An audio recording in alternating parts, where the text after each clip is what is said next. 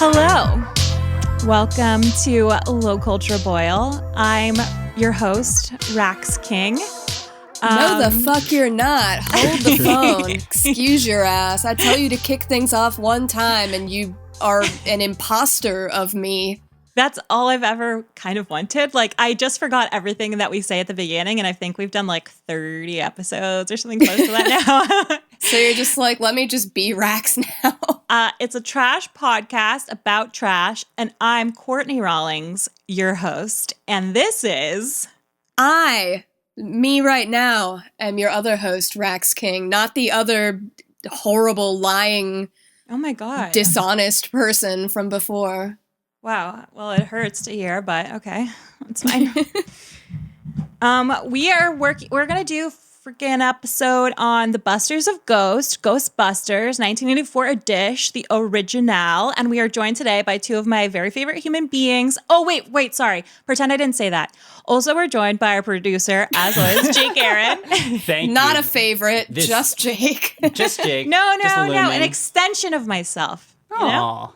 Yeah, that's nice. Well, that makes but we're joined by strangers to the pod, who are also some of my very favorite people to talk about the Busters of Ghost, Matt Christman and Danny Bessner. What's up, you guys? Hey. Hey. Yeah. First time, long time. Happy to be here. Yeah, Danny's a longtime listener, mostly because I forced him to listen, but he loves it. That's what a boyfriend is somebody that has to listen to your podcast, regardless of whether he even wants to.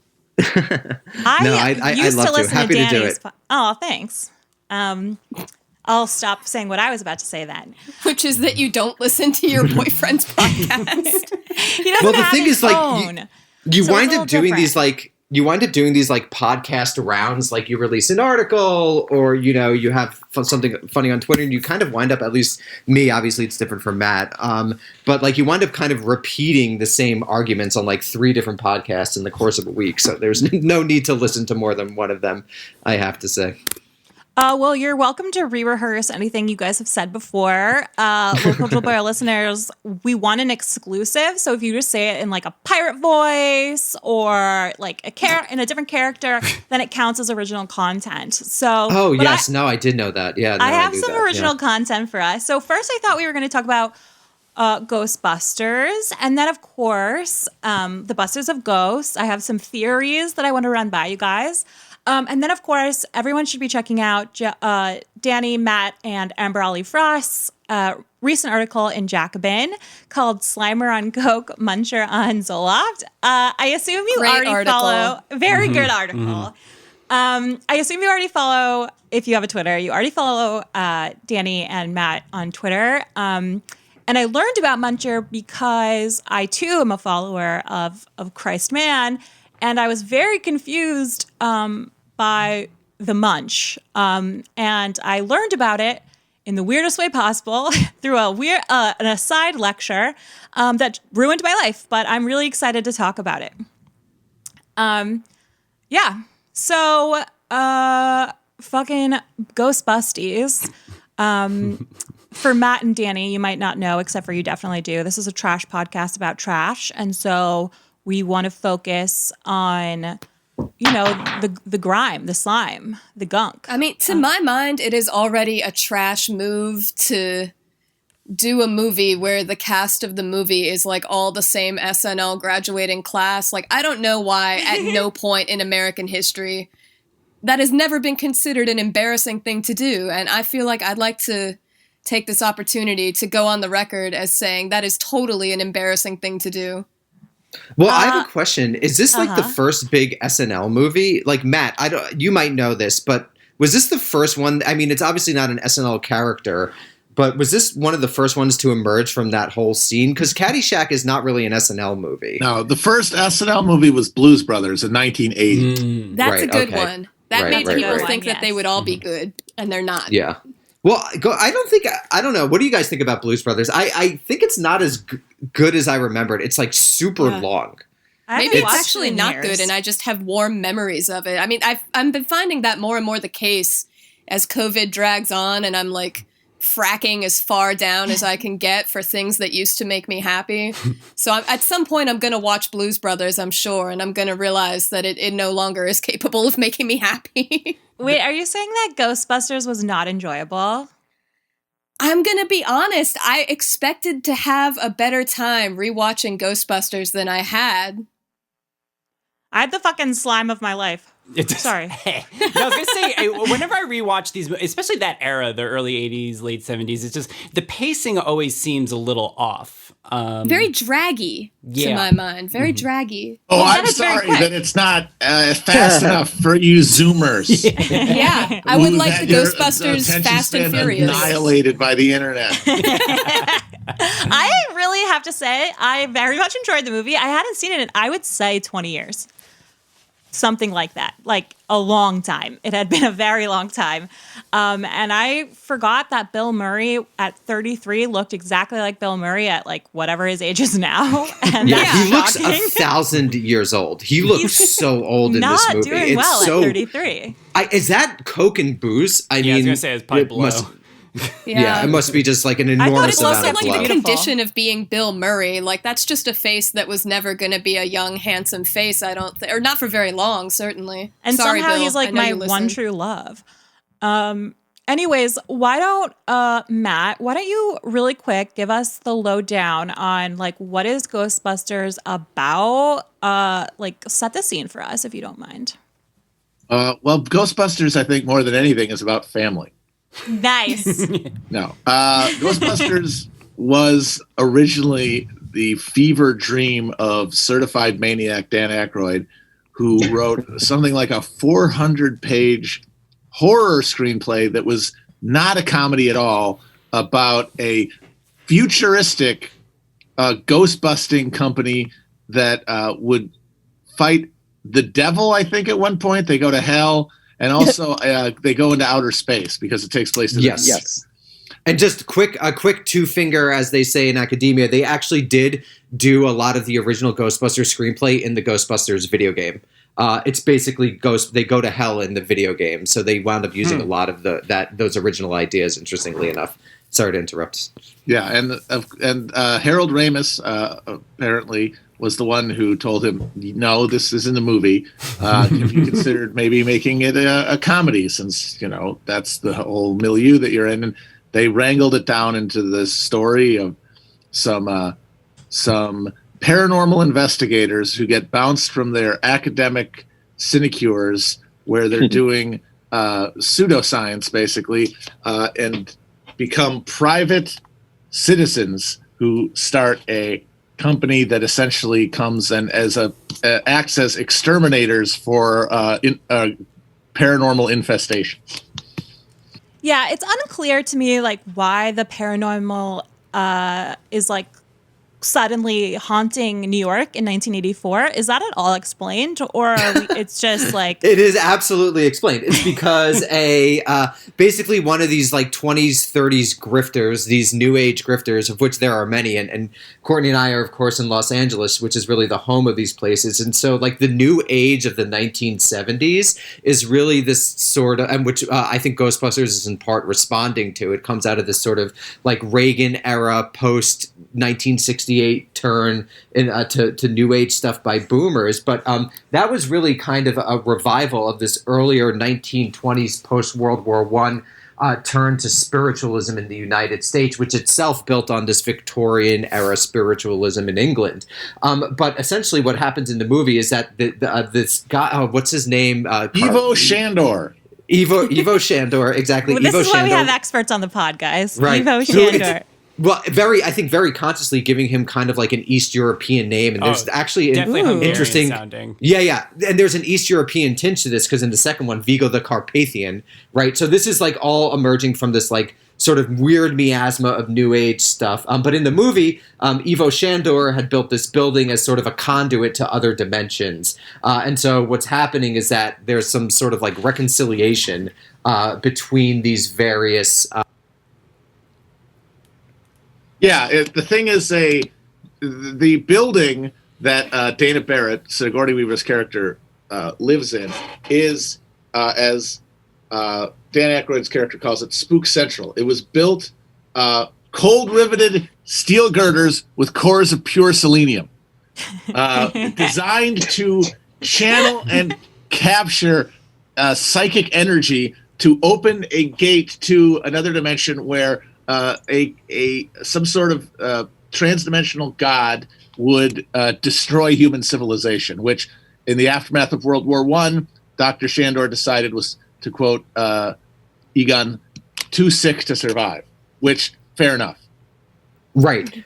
So what's also interesting is, and that rewatching it is something that I never considered, is it like this is sort of the same world of like Marianne Williamson.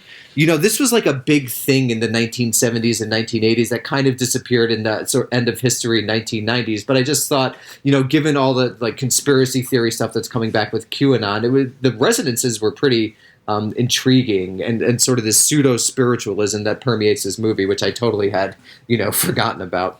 Well, I don't know, like, first of all, I didn't pick up on any of that, and I'm, as Danielle knows, amazing at following plots. I normally am filling him in on the plot holes. But I did have written down here that, like, okay, here we go. Like, the ghosts are here because, like, human beings brought this onto themselves. Like through this building, right? Like the architecture is a stand-in for the portal. And then the human bodies are the key and gate. So it is like a human problem, but it's the ghosts themselves, I have to say, not scary. No. I'll go ahead The and. library one was pretty terrifying. Is that the gooper? The slime? No, that's Slimer. The library one is the first scene, one. The scary lady. Yeah. Oh, right. Yes. Okay, the usual stuff's not working. Her. She's pretty respectful, honestly. She just gets a little annoyed at the noise. And also, the only humanoid ghost really that we see, except for the blowjob ghost. Whatever, right, man. The deleted scene, yeah. Oh, there's a blowjob? Yeah, in the montage, which is from a deleted scene, but they make it seem like he's dreaming. But in the original movie, it was just he got blown by a ghost. Well, little did I know. I'm learning a lot here, folks. Okay, so that kind of gives us the lay of the lando. I guess we could run through I have some thoughts, like literally through time in the movie. So, as Matt already said, we were basically following three bros who work at Columbia University in New York City, for those of you not familiar with Columbia University. Oh, and I have to say this. One thing that's very crucial is that they're clearly not tenure track. So they're like on soft money because they're fired immediately without any sort of due process, which is only possible due to the fact that they're not tenured. But I also want to emphasize that, you know, being the historian here, what happens, of course, in the 1980s. Okay, I'm sorry. Is What that am I, chop liver? You're an architectural historian, which is a Even historian better. of a type. Oh my God! Do not air our dirty laundry, Daniel. But basically, there's this like huge. So I think one theme that we'll see throughout this is that like clearly this is profoundly shaped by the Reagan era and sort of this early neoliberalism.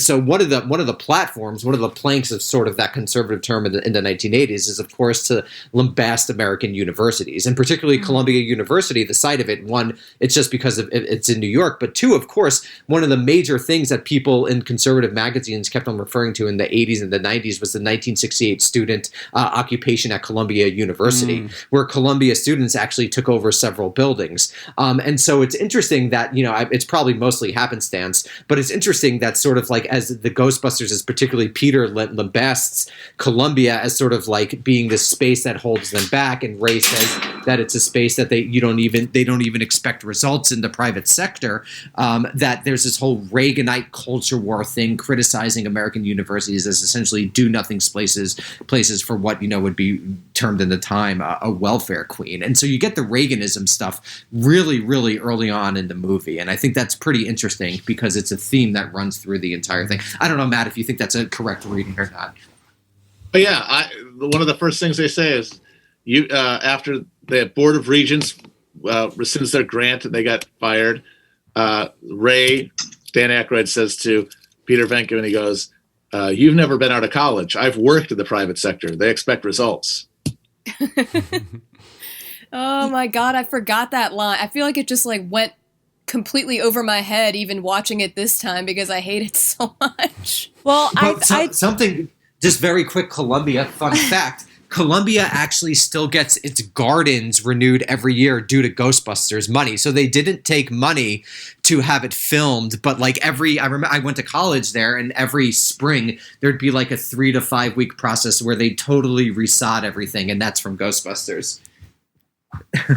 That's beautifully a beautiful little detail. What I like to call a fun fact. No, Danny, you took like most of the words right out of my mouth. I mean, obviously, we're like in this Reagan era. It's 1984. Columbia is, it's a definite turn to the private sector, which becomes clearer and clearer throughout the film, if you will. But it's funny to me that they're let go or they're fired just after finally coming across physical evidence of what before then was a mere scientism, right? So they are called to this library in New York where they discover, the headless or the library lady. I don't know why I was about to call her headless. I think she's headed. And they are quickly covered in what is termed ectoplasmic residue. Is that correct, family? Okay. Which, of course, is this kind of like, it's a measurable, it's like an object they can take home to some lab. But that, of course, right when they kind of leave the library, it's revealed to them that they're no longer going to be employed at Columbia. And it's just in time for them actually to become like kind of famous and known, and like the ghosts are now discoverable. This will I think one little interesting detail that also kind of reminded me of the Reagan era is like, maybe this isn't interesting, but it kind of reminded me of the building later. Like when there's a huge shakeup during this first Ghostbusters, fight scene, chase scene, I guess, where all the kind of library bookshelves like fall over. And what's funny about this library is it looks like, right, that these bookshelves are built in, that it's like this old and meaningful building. But actually, when the bookshelves fall over, you realize they're kind of like shoddily made. And what's the only thing left over is like a mimetic ornament, like a reference to the past. It's only simulacrum. While at the same time, the ghost is leaving like physical, measurable proof of its being. It's like, so the library, like the university, is itself, mere appearance, where, these guys now on their own, cowboys of sort, are able to, to start their science, like in good stead, something like this. So that was my little read of the library. Obviously, we can't talk about the ectoplasmic residue. Wait, you missed. There's a great foreshadowing in the library, which I also I'm never sorry. noticed. I didn't know you were going to yell at me about it. No, it's sorry. I this is so humiliating. But they foreshadow the dogs with the lions, which I thought was pretty well done, which I had never noticed before. And that was also during this like really interesting period in New York where they were refunding the public library, which stands on the old New York City Reservoir. Just another fun little fact. Wait, so what foreshadowing? I didn't follow. Because I think one of the first scenes is that they come in on top and you see the lions, which foreshadows Dana Barrett and Lewis turning into dogs later on in the movie, which I thought was pretty well done. And actually the final Gozer fight is constructed almost exactly like the New York City Library with the staircases and the dogs on both sides. So I thought that was a pretty well done sort of set design that I hadn't noticed before. Yeah, no, that's a really good point. I don't think that this is a bad movie. I like that. It was like pretty well done, especially for something that was, a lot of it is improvised. Like Bill Murray apparently said like nothing on script, like from the original screenplay. But okay, so what I was gonna say that's not related to the dogs. Well, that's actually really interesting because this actually sort of reminds me of a conversation that Matt, you and I were having about how the tone differs so much from comedies today, which I think why Jake and Rax were saying that they didn't like it. It's like so different from the type of Judd. It doesn't feel like a hangout movie, is what I would say. Like even it's so interesting that it was improvised because to me it feels written. I don't know what you guys. It feels very mannered to me. It feels very like, and I'm not saying that I dislike Ghostbusters. I just, I remember watching it as a little girl and just loving it. And you watch something you loved as a little kid, as an adult, and you notice all the things you don't like anymore. And something that jumped out to me was, yeah, Danny, how mannered it feels and how like the beats feel quite choreographed, which I think does speak to how it's a property very much of its time. I mean, that's how comedy used to be, is more choreographed, I think. I hadn't really noticed that, and I'm not even sure. But I guess I had. I definitely did. But I just associate everything with the 80s with a metronome timing, and yet at the same time you can jump from one incredible scene to another. Like for instance, there's no explanation as to why Venkman is in love with Dana. Or he just likes girls. He likes babes. Suddenly, there's for some reason, what you're thinking in the head can turn a ghost into a Michelin Man type figure. None of these things are explained, but they're still happening in what seems like normal time, but could not possibly be more normal time, experience time. But yeah, I think that's a good point. I guess I could see why people would have trouble, with that today. I don't know if in the newest Ghostbusters though, I don't really remember it. I went to see the Lady Ghostbusters, but I have no memory of it's how it differed or was similar to this one. People's expectations of it really outweighed anything about the movie itself, just because it was Lady Ghostbusters. There was so much pressure on it from every angle to account for itself, because there were all these people being like, you can't have a Ghostbusters with women and the SJWs. Yeah. And when shit like that is what's surrounding your movie, nobody remembers whether it's any good or not once they see it.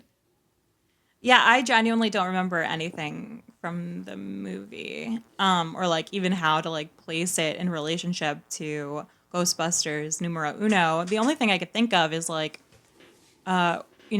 think because it went from a serious movie to a comedy to something that's being improvised, the actors themselves are them ironizing their own work, in Ghostbusters 1, where Ghostbusters 2, the women are very aware that they're making a remake as women of Ghostbusters 1, which was itself a remake written as it was produced.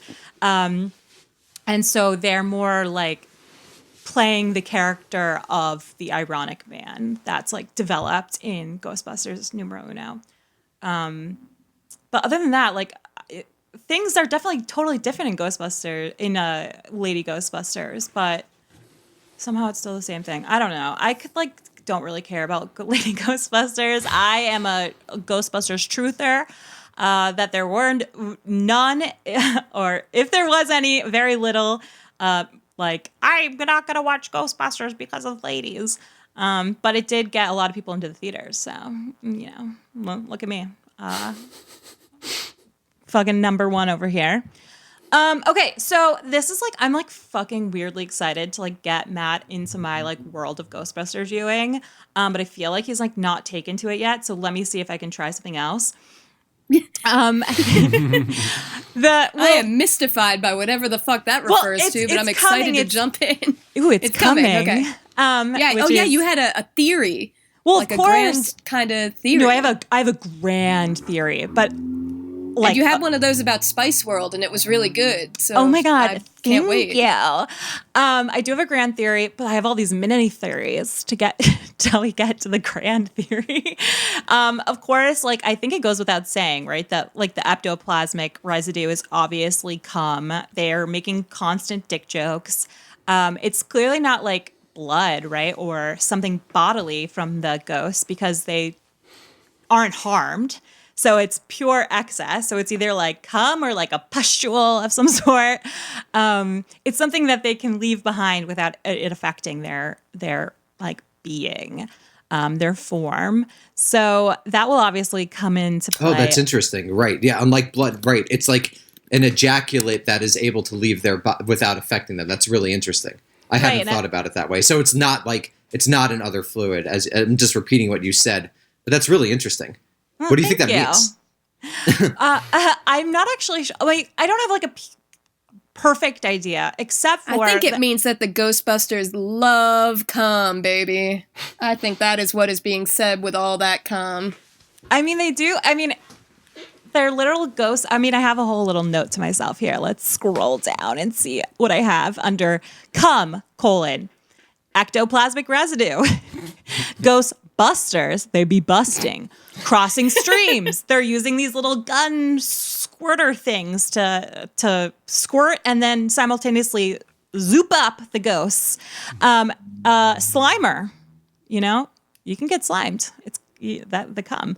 There's key in the gate, right? Later on, we're gonna have a lady key and a male gate, or maybe a male key, obviously, court, and a lady gate. There were a lot of dick jokes taken out, but some remain, such as Venkman referring to somebody as Mr. Prick, and of course, while at the Biltmore, someone says to someone, but I thought it was a great line.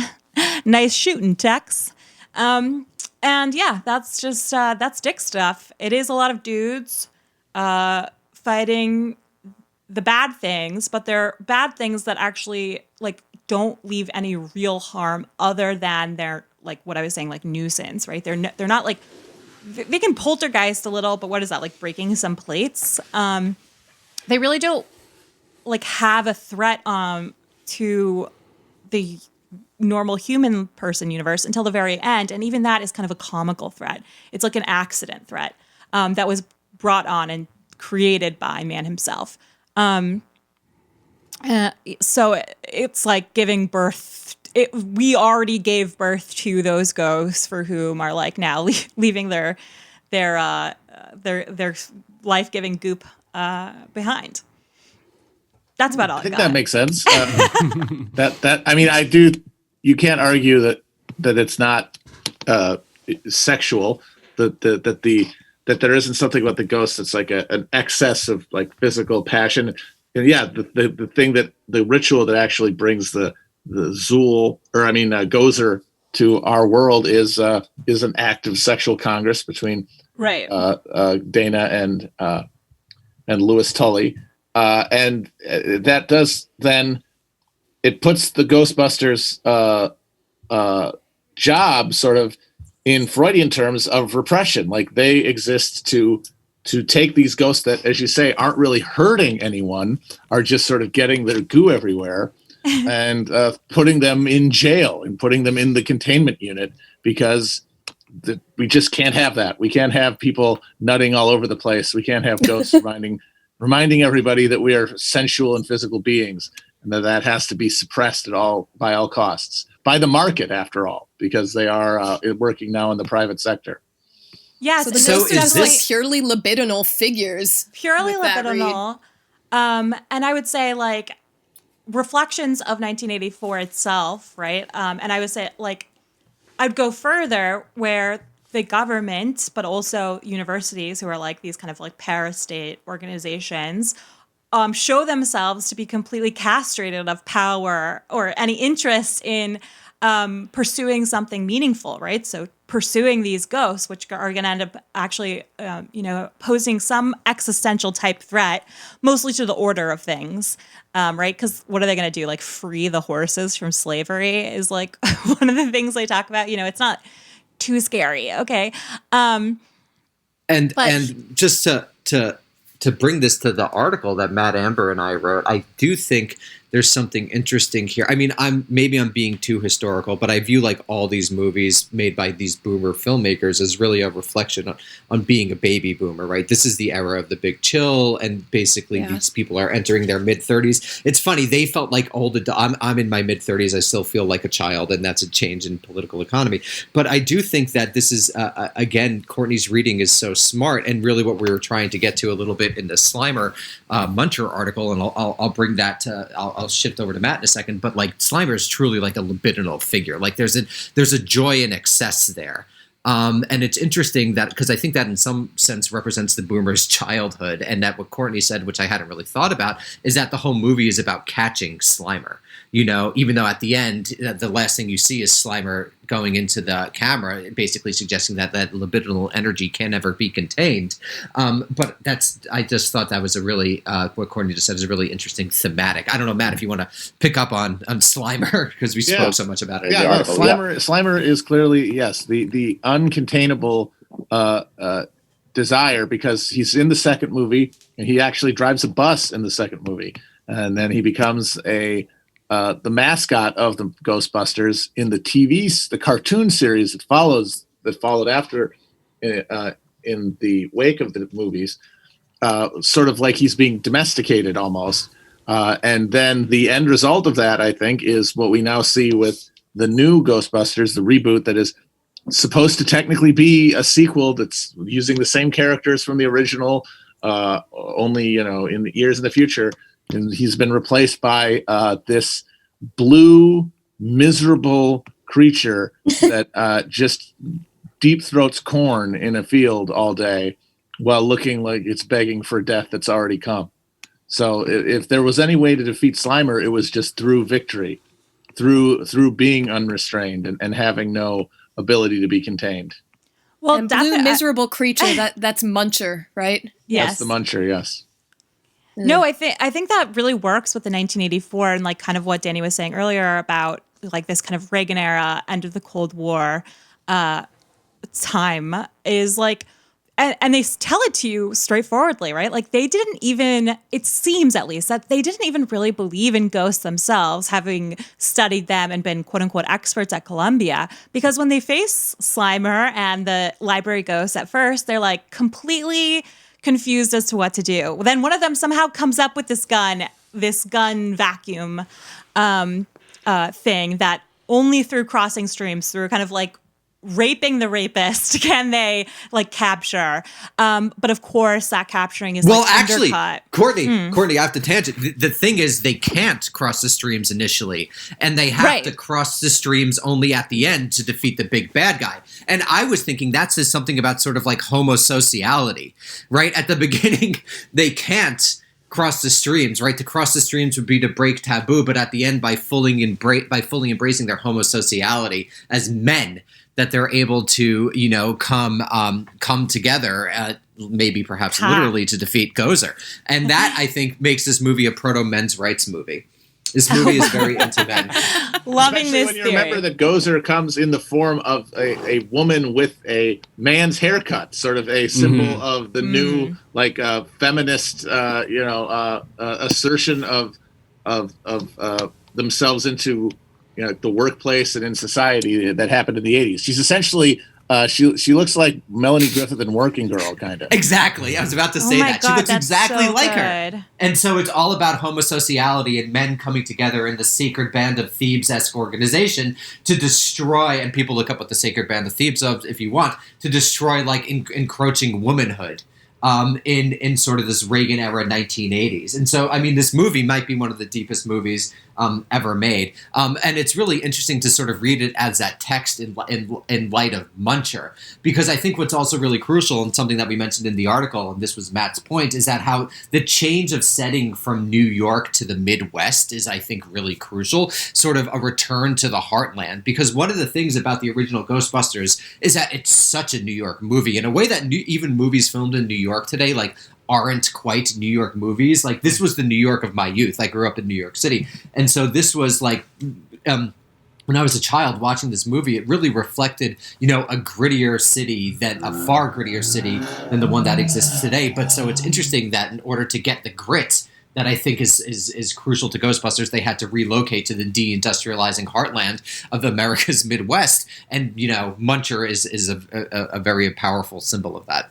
Well, I think you're They've right, been Dan. doing that a lot lately in comedies of that general type, like the SNL graduating cast comedies. Now that I think about it, like Bridesmaids, one thing that I remember so many critics really pointing out hard was that it took place in what do you call it? Milwaukee.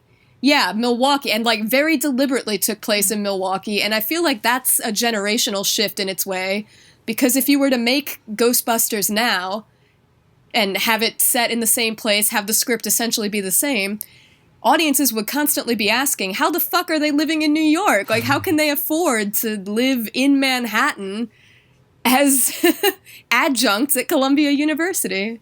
And That's this like is, I think, such a I think perfect- this Sorry, gets- Danny, can I interrupt you? Yes, sorry, yes, go. I know you have something really important, but I just really want to say this. Go. Basically, I think like that's a perfect, like kind of this whole move, like this. Okay, sorry. Throughout the movie being about New York, it foresees New York's own future. For instance, like they understand that leaving the university, of course, the franchise rights alone of Ghostbusters will make us richer than our wildest dreams. But of course, they have the opportunity as adjuncts, right, as these people without capital ready to hand, to take out quote unquote 3 mortgages in order to get the building that they need in New York City, and they get this ginormous building. And I would add that Reagan is president just in 1978, right after his governorship in California. California's Prop 13 passes, which cuts property taxes by 60%, and then just a few years later, under Reagan's presidency, they're able to cut that even further and allow for elderly people, basically like people who own their homes, to transfer their property tax rate to a new house, right? So basically, it's this very short period of time, right? There's like after World War II, and then there's like around the mid 1980s, where people were given the opportunities to like turn over money, to become part of the private sector and really make a name for themselves. And it's going to be through real estate. Of course, what undoes them, right, is the actual apartment building. But these two things can exist at the same time at the moment because there is such excess. There's no problem. Even the ghosts don't pose them an issue. They're kind of irony poisoned in a way, or like they have like a distance from these ghosts that makes it nonchalant because they're going to be fine no matter what. That's really, I mean, I completely agree with that. I just wanted to say before, in terms of the Midwestness of the comedy, I just wanted to highlight upon what Rax was saying. It's kind of ironic because, if anything, comedy over the last 20, 30 years has become more professionalized. And that to be in comedy, to get the sort of like lottery ticket of having the money to like do stand up constantly and, live in super expensive cities, you essentially have to come from the upper middle to rich classes. And you see that not only in comedy, but you see it throughout Hollywood with like Judd Apatow's children starring in movies, or, Elia Kazan's granddaughter starring in movies, or Dennis Quaid and Meg Ryan's son starring in the TV show The Boys. So I think it's kind of interesting that as comedy has become more professionalized, i.e. more concentrated in coastal cities like New York and LA. What was so interesting about Saturday Night Live, or at least a lot of the people who were on the early show, is that they really came from the Midwest, like Second City in Chicago. But that's not true anymore. And so it's ironic that at the very moments where comedy has become increasingly concentrated in major coastal cities, you have this sort of nostalgic return to the Midwest as a location of comedy. I don't know. There seems something there. Does that make sense? I mean, I think that one thing that's there, I don't know how firmly I can connect this to, like, as an answer to what you were saying, but one thing is that audiences demand explanations for things now in a way that I don't really think that they would have 30, 40 years ago. And that's one of the things that I was saying with why you wouldn't have Ghostbusters set in New York now, why Bridesmaids insisted on being like very aggressively set in Milwaukee, is audiences want verisimilitude from the stories that they're being told. We don't even necessarily demand that those stories be told by people who have experience in that verisimilitude. We don't demand that the person writing the movie about Milwaukee live in Milwaukee. We just want it all to look like something that we can relate to. It's very shallow. Well, yeah, this is the end of a working man in New York City, too. I mean, Right. like right after, the 90s comes around and, real estate's broken because all the rich people have it.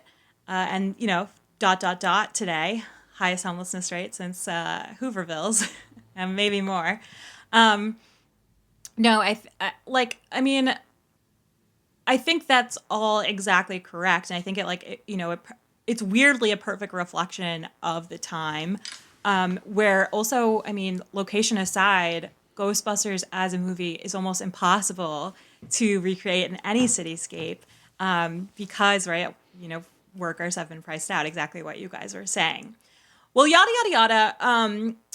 Wait, before we move on, I'm just curious. Matt, what do you think about the Midwest stuff as the only son of the Midwest on this podcast? That's good. I don't know yet because I've only seen the trailer and, of course, the diorama of Muncher with the corn stalks.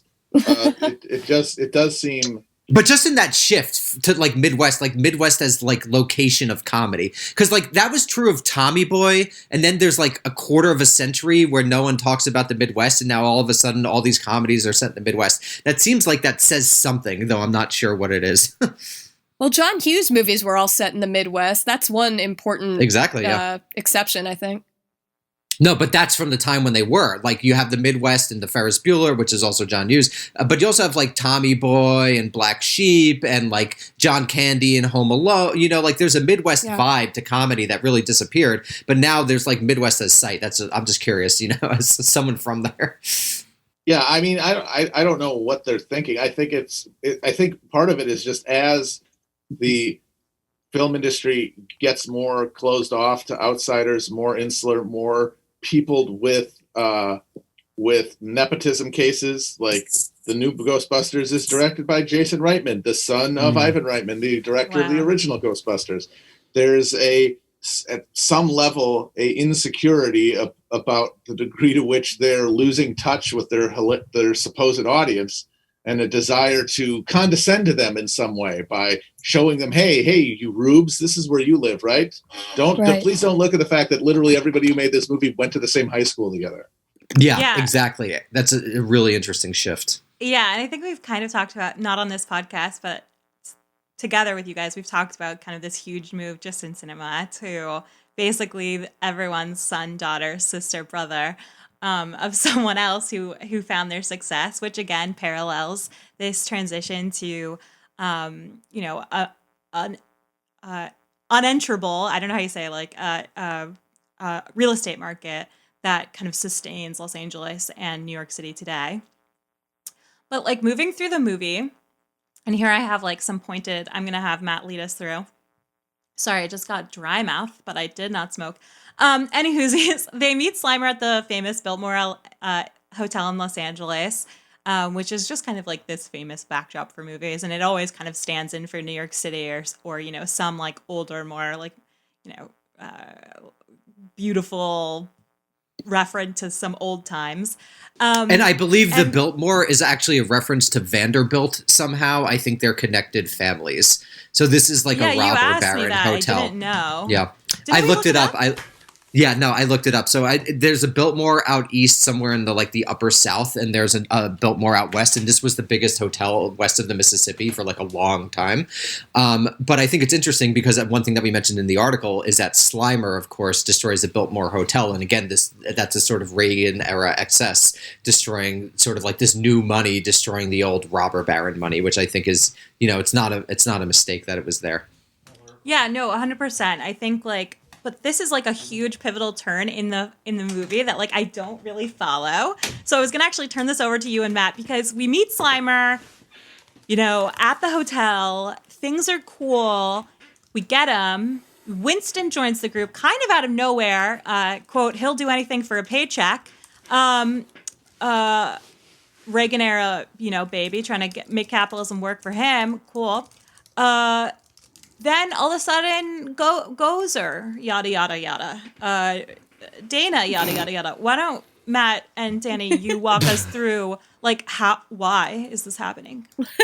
Well, you see, the traveler will come in one of the pre-chosen forms. During the rectification of the Voldrani, the traveler came as a large and moving Torg. But then during the third reconciliation of the last of the McKettrick supplicants, they chose a new form for him. A giant slore. Many Shugs and Zools knew what it was to roast in the depths of the slore that day, I can tell you. It was such a shame when Rick Moranis left Hollywood to raise his children after his wife died young. Like, Completely what a funny agreed. actor. What that was bummer about that. So good. So yeah, lots of bummers in there. That kind of those monologues and stuff. That is when Aykroyd is clearly just at pure full power, and he's not. No one is able to stop him from saying whatever he wants, because Aykroyd is. It's kind of amazing that he's a comedian because of how deeply insane he is, and how fully committed to the paranormal as a lifestyle. His parents actually were mediums. Oh shit! Really? Like in rural Saskatchewan, they had like a farm, and people would come and get and they would come and they would conduct seances for people and stuff like that. Like he literally grew up with old timey like theosophists, and he has carried that obsession with him ever since. That's so strange. Yeah, so like the whole plot is very Dan Aykroyd-y stuff. It boils down to some jazz age weirdos decided that it would be a fun, decadent experiment to try to summon a transdimensional god to destroy human civilization. And I guess they just sort of lost interest, or all got syphilis, or they lost their money in the stock market and they had to go sell apples on the corner. But by the 1980s, they basically like left the machine running, and eventually it worked, and it created it possessed two people who lived in the building, Dana Barrett and Louis Tully, had them have like a ritual congress that resulted in the opening of a portal that brought Gozer into the world, who then asks for some reason the Ghostbusters to choose the form of their destruction, which is, because of Dan Aykroyd's mind, the Stay Puft Marshmallow Man. And then they have to cross the streams to destroy it. It's all pretty straightforward. Well, and the Stay Puft Marshmallow Man, of course, representing American, the sort of innocence of American childhood and its destruction in the 1980s. Ray is the one who says, like, he accidentally turned Gozer into something. He goes, I was just thinking of something from my childhood that could never hurt us, right? And it's this, like, figurehead of some huge corporation. Like, to me, it looks like the Michelin Man. I don't know who is that crazy? Am I making that up? It looks like the Michelin Man. It's true, but it's a puffed marshmallow person. Puffed marshmallow mascot, and it's very appropriate that when summoned to like think of a soothing icon of his youth, he goes to a mascot for a foodstuff, like, because that's what they had instead of real like cultural legacy is just stuff that was being sold to them. Well, he ends up being correct, right? I mean, it is something from his childhood that ends up not really ever hurting them. That once Gozer, the working woman, the lean-in babe, is transformed into marshmallow bro, giant marshmallow, they're like able to finally kind of cross streams and take her down, because she's no longer in the form of a manly woman. Now she's in the form of, a tried and true like comfort food, basically. That's interesting. Yeah, it's like consumption wins in the end, or safety is found through consumption. I guess. I mean, I hope I'm not sounding too ridiculous. Don't forget, because the EPA is the reason, right? Like, they get investigated by like the EPA, who's just trying to make sure. I mean, he's obviously a bad guy, right? Like, he's clearly written as a bad guy, but the EPA dude is just trying to make sure that their ghost goo doesn't like murder everyone. And they're like, well, how dare you say it's going to murder everyone, you know? And then the EPA accidentally releases all the ghosts again. The Gozer stuff happens.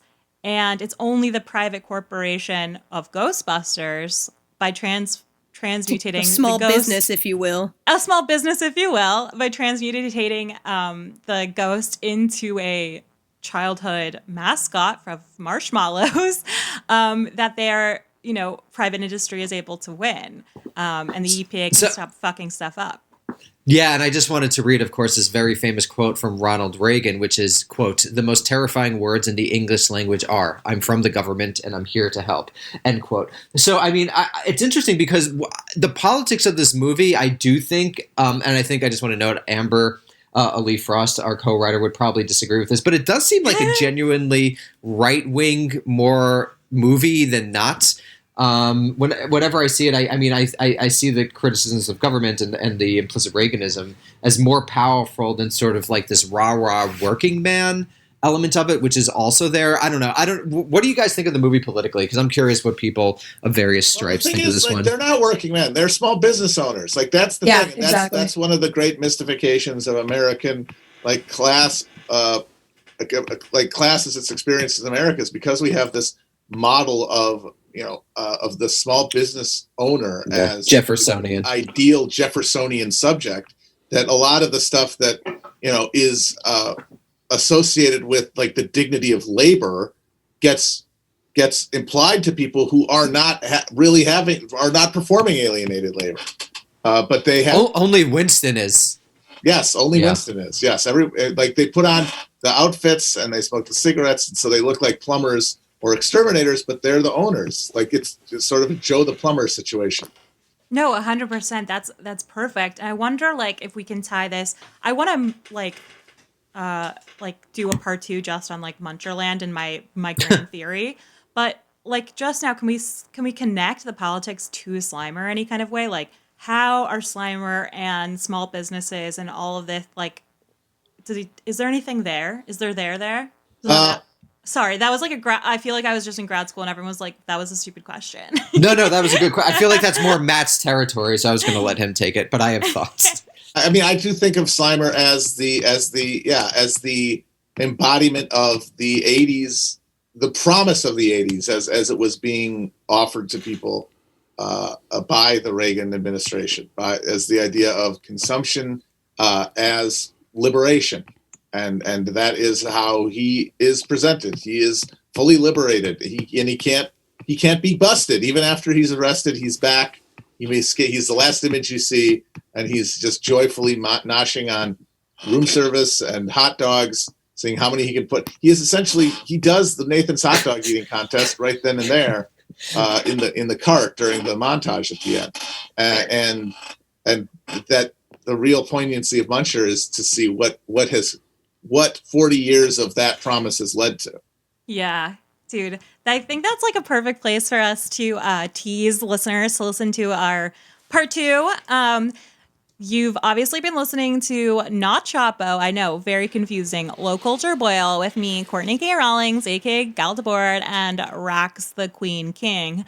Obviously become a patron so you can hear Matt go off with Danny on Muncher World. So you can hear Matt go off. And I, like, 10,000% have maybe the greatest theory of all time that I'm going to save for the patrons because I love them so much.